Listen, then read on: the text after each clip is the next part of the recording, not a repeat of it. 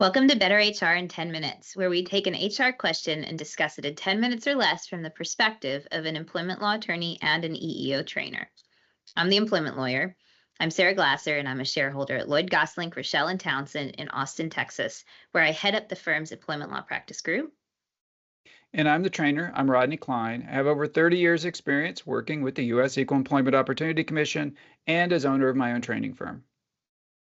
So keep in mind the things that Rodney and I talk about in our videos are general information and not legal advice. There's definitely no substitute for an attorney you have hired to represent you.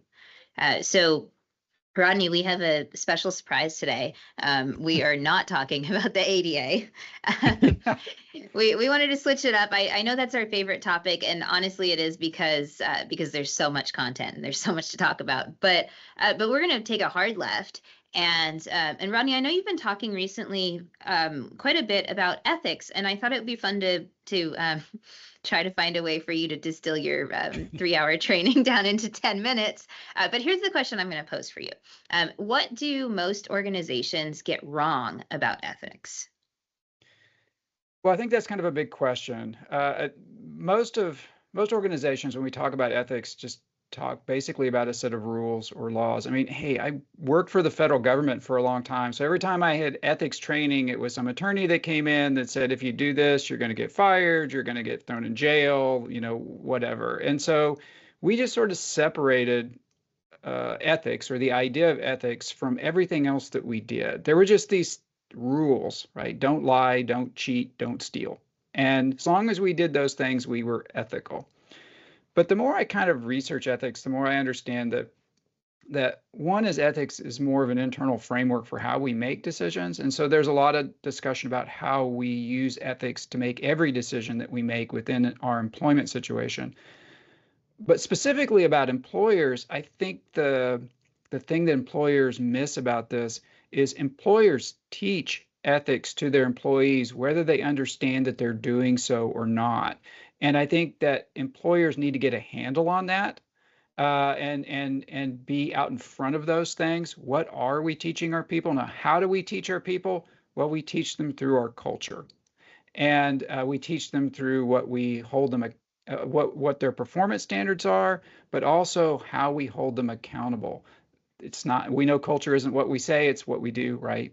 So if we hold people accountable or we don't hold them accountable, we are giving people that internal framework through which they make decisions. And that can be either really good or that can be really bad. I mean, you went through the training. I mean, what did you take away from that for an organization? My takeaway for an organization was primarily that gosh, I'm just saying what you just said, but but no, really, it was. It's that you're teaching ethics whether you want to or not. So be intentional about it. What type of organization do we want to be? What type of culture do we want to create from the top down? How do we treat our employees? How do our executives act? How do we treat our executives? Do we hold them accountable for the same things that we hold our employees accountable?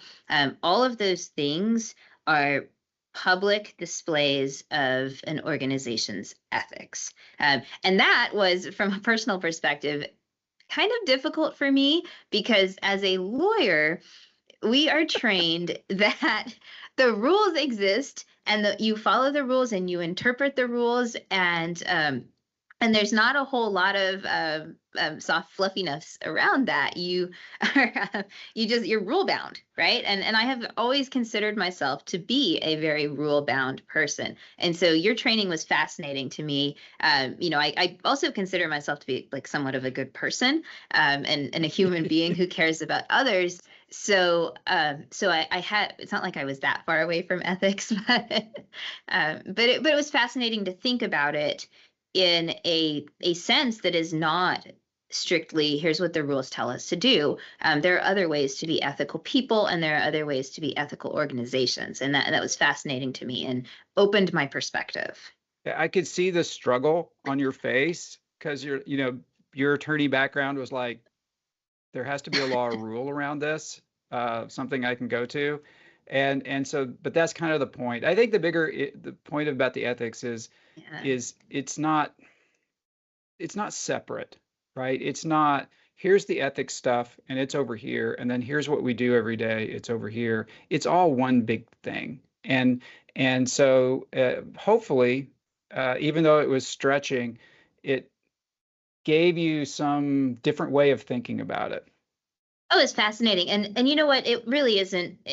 When it comes down to it, I'm a human. My clients are humans. Everyone who you work with, we're all humans. And um, I think sometimes, especially when they're calling the lawyer, we can get away from that. And a lot of lawyers have a tendency to get not see the forest for the trees. And so that thought process and that conversation that at the end of the day, we're humans and we have to do the human thing, was a great reminder for me, a great reminder for all lawyers, and I think also a great perspective for organizations. So don't forget that the rules exist, but there's we still have to be good people and good organizations in the connection with them. Yeah. So thanks All for right, putting me through the ringer on the training. you bet. Well, I think that takes care of us for this session or for this question. And if we can be of any assistance to you, please let us know.